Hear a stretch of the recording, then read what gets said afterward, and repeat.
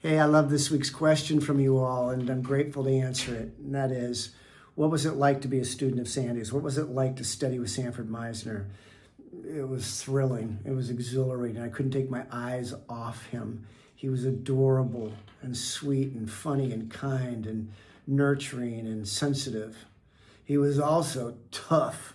He could be really tough. But this is the absolute truth. I was never a teacher's pet in my entire education. I didn't like school, and it didn't like me much. I was in Catholic school, and I used to look at the clock, and there was a cross of Jesus right next to the cross, and I stared at the clock and Jesus every day going, I feel like you do in here. I just was in prison when I was in school. The only time I was happy was when the bell rang for recess, and then I got bummed when it rang, and I had to go back in. So the point is, it just was miserable. And it really never changed. I was just never a great student. I think that looking back, I would have been well served at a place like a Montessori or a Waldorf, but they didn't really have them when I was a kid. Anyway, the point is, I'd never been a teacher's pet in my life until Sandy. Sandy saw something in me very early on. I studied with him for a month in the West Indies before I joined his professional private class. And that's where he would invite 20 actors per month, June, July, August. And of those 60, he'd select 20 to move on into his professional private class. And like day 3 or 4, he said something so incredibly flattering about me in front of everyone. And he continued to say things like that throughout my time together with him. And it was clear how he felt about me. And now, look, I was 29 years old. I never acted in my life. People in that room were way better than me at the technique. Most of them already had previous training. But what it was what Sandy, I know, saw was someone who cared passionately about this information, who was so passionate about becoming an actor, and who had the utmost respect for my teacher, for him. At the end of the month, when you study with him, certain people are notified that you are, in fact, invited to move forward into his professional private class. And I was one of those people. My 2 roommates were not selected. And so when I was picked, you go up to his house, and his assistant was there, and I was waiting for the hey, thanks for coming, we'll put you on a wait list kind of deal. That's what everybody else got. And he starts off going, yeah, class starts on this date. You need to have this amount. Here are the details. And he's talking, and all of a sudden I'm not listening. I'm like, am I in? Am I accepted? And he said something I'll never forget. He goes, my goodness, you were the first one Sandy chose. He said, I want the kid who would follow me anywhere, who would follow me to Czechoslovakia. That's what he said. So he saw that in me, and I would have. And so it's not like he babied me. He had a couple of tough days in there, but I just always brought it. We have our students at our studio give their grade for each session. What's your grade for your effort? Not your talent, not your effort, both inside and outside. What's your grade? And I can tell you that my grade for the entire formal training with Sanford Meisner was A+. I'd never been an A+ student. I never committed like that, and he saw that. So for me, Sandy wasn't terrifying. I also think back when I was in school and Catholic schools, and the priest would walk in, and because he's about to deliver bad news, somebody had screwed up, and I was just so guilty because I did something wrong. And I was so relieved when they were talking about something else that they were upset about. It wasn't me. I was like, oh God. But I was always like on edge. In Sandy's class, when he would come in and start ripping into people who weren't working hard enough, I just was like, he ain't talking to me. I know he's not. So my relationship with Sandy was unique. I know that. And I'm blessed beyond words. I know that too. For most people, what it was like to study with Sandy, because they didn't work hard enough. They didn't. Again, that's a broad stroke, but I'm just telling you, in my class of 20, we finished with 11. And of those 11, I can tell you, there were myself and 2 others that, in my opinion, worked as hard as I did anyway, and always brought it. And the others were, they'd go when they felt like it. Typical artists, they only when they're inspired do they practice. Only when they feel like it do they go. And I once came up with a phrase that greatness goes going when you don't want to go. And so most of the room was at times trying to get by, and Sandy was a master at catching anyone who wasn't working hard enough. And he once said, I will not let you take this any lighter than I do. I will not bend my standards or compromise my integrity for anyone, ever. And that's how he was. So he could be really tough but fair.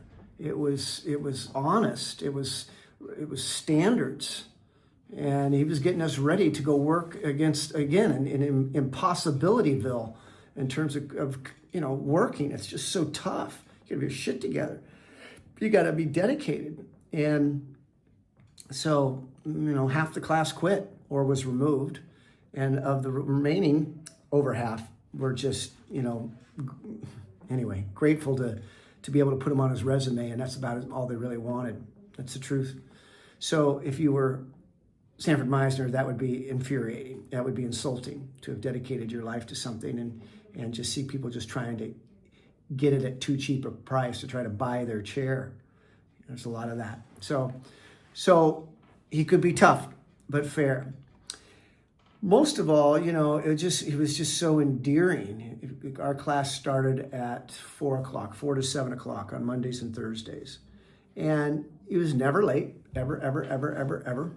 So about, a little 5-7 minutes before 4 o'clock, he would come in through the back entrance, always in a sport coat, sometimes a tie, but these days in LA, not so much.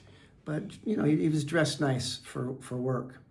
And, of course, he had his gauze tissue thing to cover the larynx, this hole in his throat.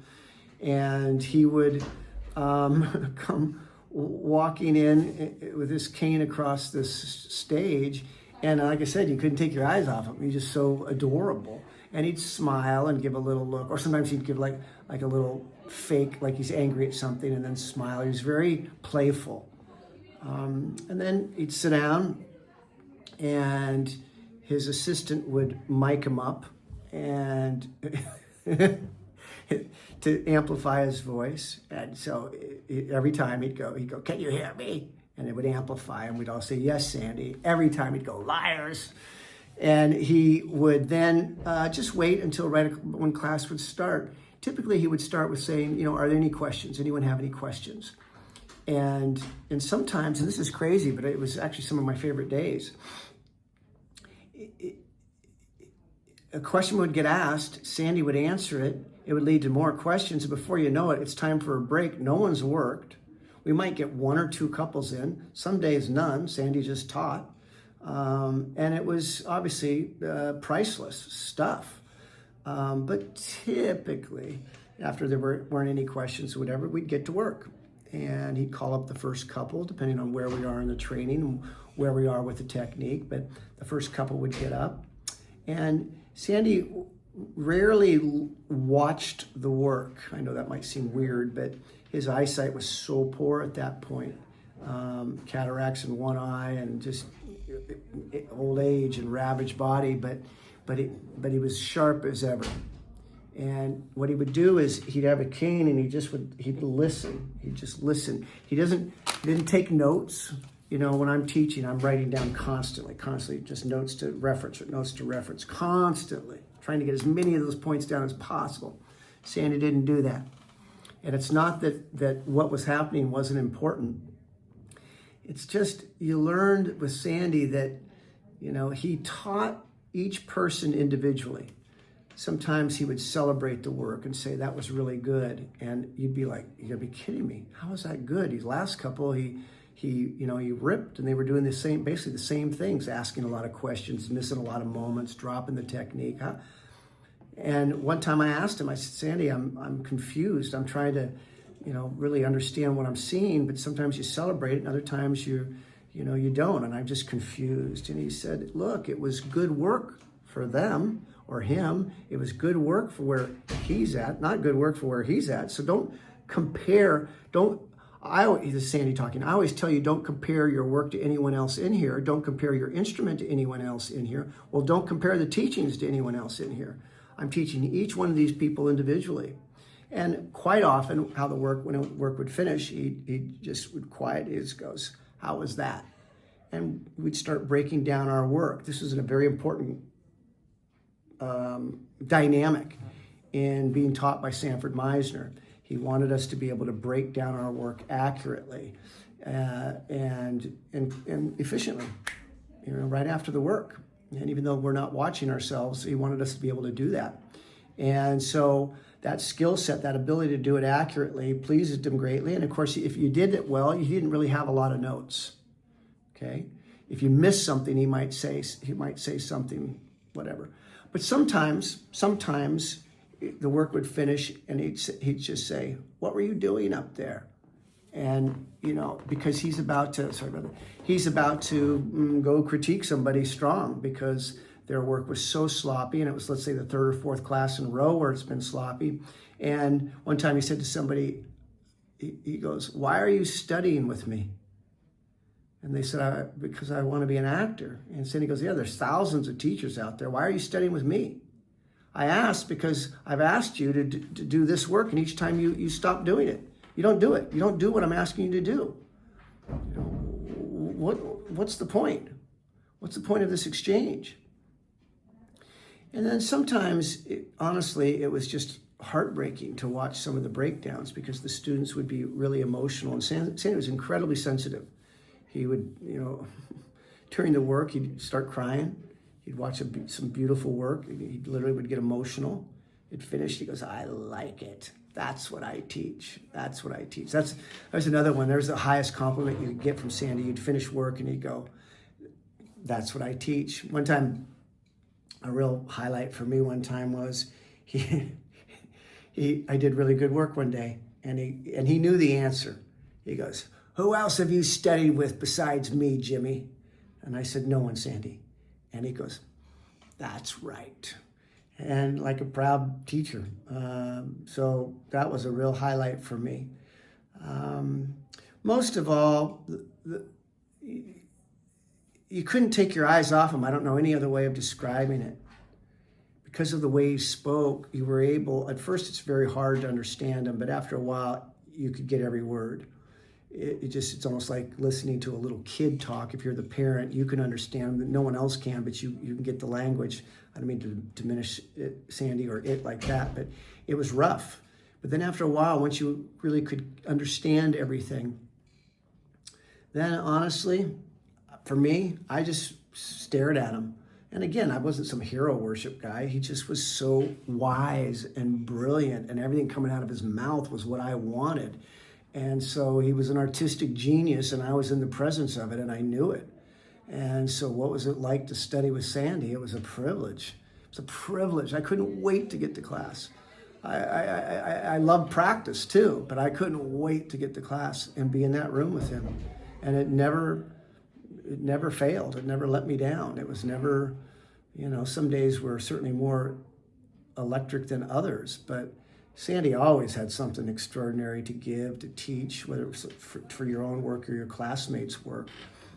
So I was learning and growing every single class, that's for sure. But some of my favorite times with Sandy, for what it's worth, were more just, with him in between classes and then being able to drive him home or spend time with him at his house, just one-on-one. Truly the highlights for me.